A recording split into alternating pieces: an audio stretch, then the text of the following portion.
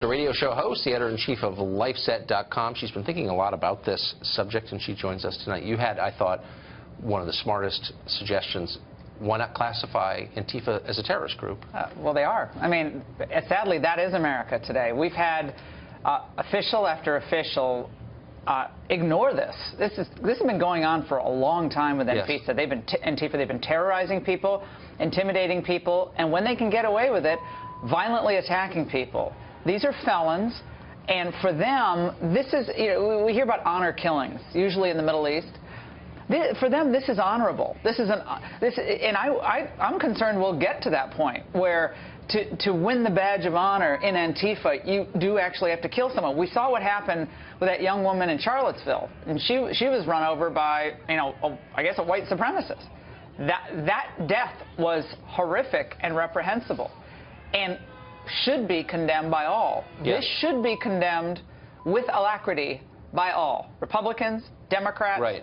Everyone. And I'm glad Nancy Pelosi, finally came out. She had to be shamed into it. I think if this network and a number of people on this network and a few others hadn't written about it, talked about it, reported on it, I'm not sure she really would have. Of course, you wouldn't know what happened, no. Actually. One of the reasons I'm really hoping that someday my prayers are answered and the Republicans take over Congress is maybe they'll have hearings on this. Yeah. Because I think there very little we know really about Antifa. I mean, maybe they don't need a lot of money, but don't you get the sense that there's some individual or individuals who are centrally organizing this? They have. Well, yeah, where's the Congress in that? I mean, this is happening. This is not Venezuela. Right. This is happening in California. You would never know. Like if you said this was happening in Venezuela, there was a riot. You would say, oh yeah, that looks like Venezuela. But no, this is the United States. This is where the free speech movement began. Yes. In the United States.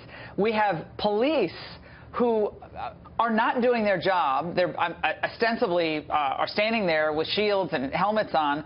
They're allowing Antifa to enter this park. They stood back and left when Antifa entered this space after the initial protest was canceled and so forth. They said they worried that if they blocked Antifa, it would lead to real violence. Okay, well, something's not working out here. And there will be an individual who decides to bust through the qualified immunity that most police get for how they conduct themselves in the line of duty, and really go after these police departments. Oh yeah. And I think you could look for a conspiracy. You could look for RICO. You could bust through qualified immunity, which oftentimes they get, because there's a recklessness beyond negligence. There is a reckless disregard for human life in the way this is being policed and covered. And we have civil rights lawsuits. Harmeet Dillon is representing we talked to her. Phenomenal, representing the Google engineer, but also representing an individual who was attacked during the campaign in San Jose, and there was violence there. But this is terroristic. This is fascistic. And this is shutting down speech and intimidating good people, prayerful people who were there to pray for peace for all sides. Keith Campbell, who we just talked to, who has a bruised kidney because of this, almost got killed, I think it's fair to say. Somebody's going to get killed. He said the criterion they're using to choose the people they beat up is voting for Trump. Yeah. So how is this different from a political militia abetted by the police that you see in Caracas or Port-au-Prince? That's what it looks like to me. Remember what they did with that border militia? What would they call it? They would ride the border, and the media went crazy. The Minutemen went crazy over the Minutemen. How could the Minutemen be there? Like, they're taking the law into their own hands. Well, these individuals are policing thought and violently doing so. Punishing people for voting for someone they don't like. And I think the Democrats definitely have some culpability here, because they have ratcheted up the criticism of both the president and the president's supporters in ways that are very disturbing.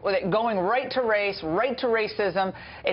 The race play that they've made is so toxic and so bad for African Americans, Hispanics, white people, poor people. Certainly not good for anyone. And they've countenanced this. Now, they can come back with their condemnations now, but people are whipped up into this frenzy that Donald Trump hates all minorities. He thinks this. He's anti-immigrant. He's this. We've got to stop him at all costs. He's the real, clear and present danger to the country. When you listen to Schumer, listen to Pelosi, that's what they paint him out to be. Well, the establishment on both sides have done a terrible job running this country. They've failed by every Have the Bushes come out and condemned Antifa? No, have all these people trashing Trump, have they come out to condemn Antifa? Oh, you're whipping me up into a frenzy, Laura. Yeah. Good to be here. Speaking of a frenzy. Thanks for coming on. No tonight. problem. Great to see you.